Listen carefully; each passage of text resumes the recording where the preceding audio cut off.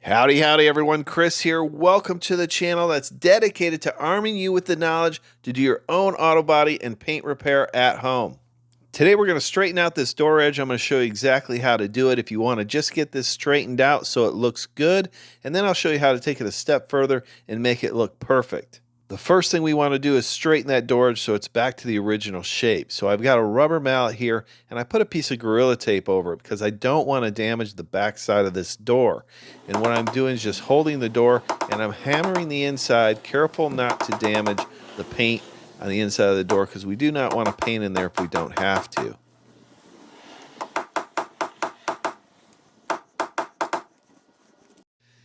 And just like that, this door edge is shaping up nicely, not absolutely perfect. There's a little bit of a low area there. We're going to hammer that out and then make sure this lines up with the quarter panel. We'll be good to go. And this may be all you want to do to repair your vehicle. Just get it lined up and looking decent.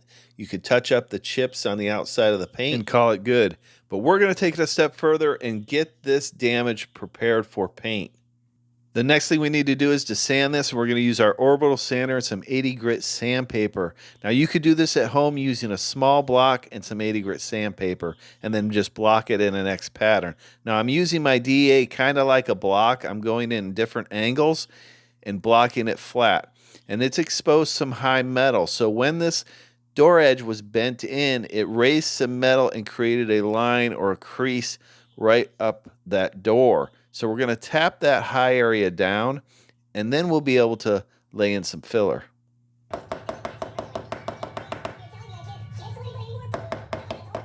This is the body filler we're using today. It's made by Evercoat. It's their body shop line. We have 3 different types of fillers here. We have 2 body fillers and 1 glazing putty. This is kind of nice because it's designed for the DIYer. It comes in the pint cans. You don't have to buy a whole gallon of filler. You can purchase this at your local AutoZone. We're going to test it out today and see how well it works. We're going to use the gold filler today. We pop the top and it comes with its own hardener and it also comes with this mixing instruction sheet. We're not going to use a lot of body filler on this repair, but when you open up your can, you want to make sure you get all those resins mixed up. They do separate over time sitting on the shelf. And then you want to knead your hardener, so you mix that in, just kind of knead the tube, and then you mix in a little hardener. Mix it in to where it's all one uniform color and there's no streaks. We went ahead and we back taped the edge of this door so we don't get any body filler that wraps around that edge. You want to lightly press in the first coat so you get a good adhesion, and then you can focus on smoothing out the body filler. And don't worry if it's not totally smooth at the end because we're going to sand most of this off anyway. For proper adhesion, make sure you sand the repair area with 80 grit sandpaper before you apply your filler. After about 25 minutes, this body filler is cured. So we're going to go ahead and sand it with our orbital sander and an 80 grit sandpaper, and that's going to smooth this out. Now we're going to use our orbital sander just kind of like a block, and we're going to see how I'm going in an X pattern. I'm covering all the surface area. You could use a hand block if you don't have an orbital sander and just block this in an X pattern to get this straight. So this this body filler really feathered out nice. We've got a little bit of a low area right in here, so we're going to put a thin coat of this glazing putty over it. So we'll try out this Evercoat Body Shop glazing putty. We'll pull out a little glazing putty to mix up, and then we'll back tape the edge of this door to keep it nice and clean. Then we'll mix in our glazing putty, and we'll start laying it in. Now I did notice this glazing putty is really smooth, so nice and smooth. I like that. Makes it easy to level out when you're laying it down, even though it's not necessary for it to be perfectly smooth. So I did like this body filler and glaze. I found it sanded out really nice and easy, and it feathered out good too. So now we've got this this glaze dry, so we're going to go ahead and sand it. I'm going to go over it with some 80 grit sandpaper on the orbital sander just to rough it in, just smooth out just a little bit, and then we're going to go over it with some 220 grit sandpaper on the orbital sander. Now we'll hit it with the 220, and this will just remove those 80 grit scratches, get those refined down to 220, and then we'll go over it with a 600. Now we're focusing on feather edging those edges out, making sure this is straight. I'm holding my DA flat. If you're using a DA, hold it flat. Go in an X pattern. You don't want to use the edge. Now we're going to go over with the 600. We're going to go in a little bit larger area to get this prepared for primer.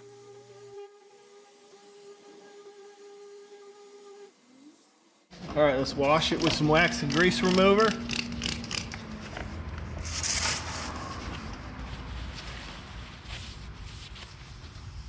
Hit the edge just a little bit here.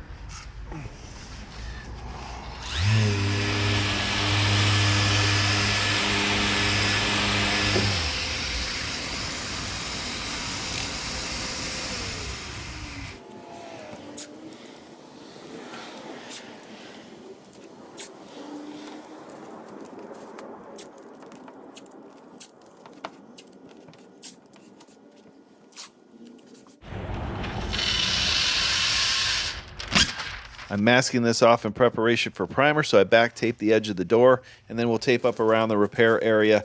I want to make sure I'm a little farther back. You don't want to primer right up to the edge of tape if you can help it. You want to keep those lines as soft as possible. Okay, so now it's all ready. Let's go ahead and get some primer on this. We're going to use some Roberlo ME1 2K urethane primer. This is a direct metal primer, and we'll put 2 coats on this. We'll be good to go, and then we'll prep this out for some paint. I like to mention all the tools and products that I'm using so you guys are aware of what you might need for your repair. I've also created a link to a storefront down in the description. There I have these products all organized so they're easy for you to find, and it also does help support the channel. So I went ahead and used a tack cloth to wipe down this area before we primed it. We are using the 3M Performance gun. I've got my fan pattern dialed back just a bit and my air pressure dialed back and my volume. So we don't need to put a lot of material on this panel, but we're going to put 2 good coats on, and we're letting it dry for 10 to 15 minutes in between coats.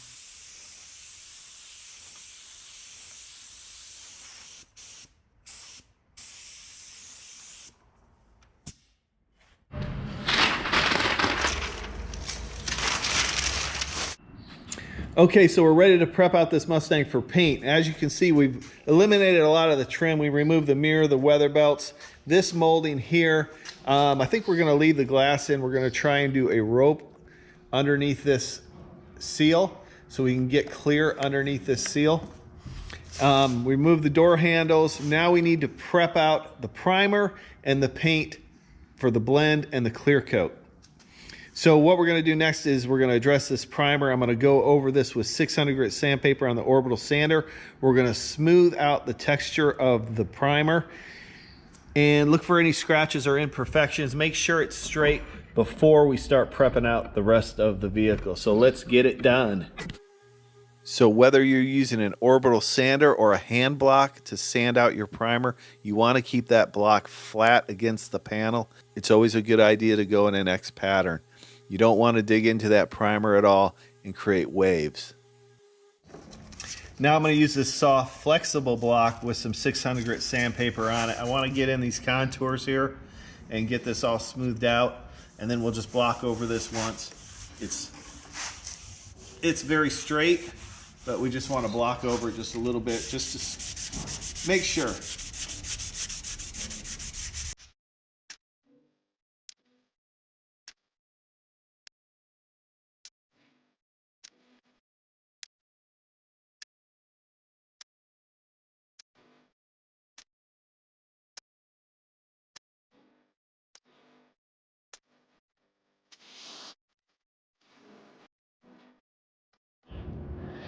Now we're going to go ahead and prep this out for a blend and a clear with some 600 grit sandpaper on the soft interface pad. We're going to stay away from the body lines and the edges. We don't want to burn through any of those areas because we're just going to prep this out for paint and blend.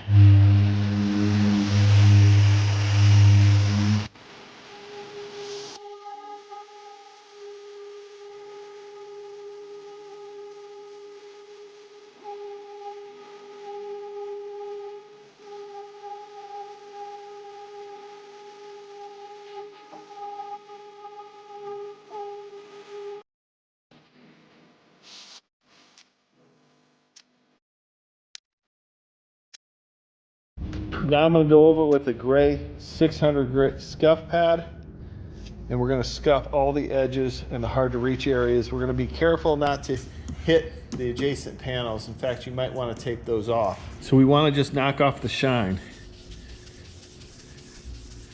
See how that is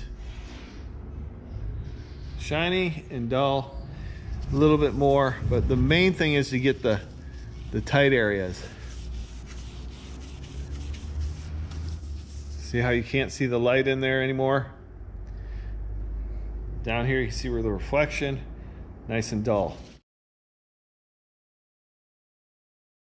Check out these scenes from next week's episode when we'll finish up this Mustang repair. There'll be a lot of information in this episode, including masking tips, color blending, wet beds, and much, much more. If you enjoyed this content and want to see more, consider subscribing to the channel. And if you want to help support the channel, all you have to do is like, subscribe, and click the bell so you don't miss anything. I appreciate each and every one of you watching, and we'll see you next time on Garage Noise.